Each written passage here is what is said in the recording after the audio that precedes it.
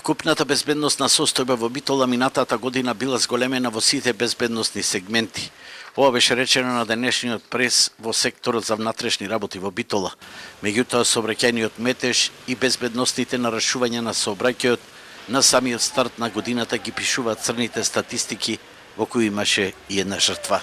Од почетокот на јануари 2019 година до 10 заклучно јануари случени се вкупно 14 сообраќајни незгоди на целото подрачје на секторот за внатрешни работи Битола, од кои во една сообраќајна незгода едно лице го загуби животот, 5 лица се здобиле со тешки телесни повреди, 5 лица со телесни повреди, а во 9 сообраќајни незгоди причинета е материјална штета.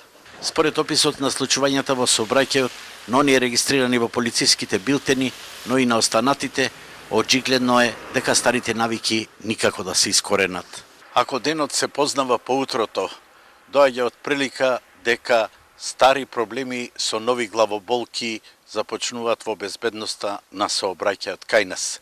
Имено, возачите поради пребрзо возење, поради неправилно престигнување, поради возење под дејство на алкохол, поради возење и разговарање на мобилен телефон, ги прават најголемите безбедносни прекршоци во сообраќајот со тешки последици, па дури и со жртви.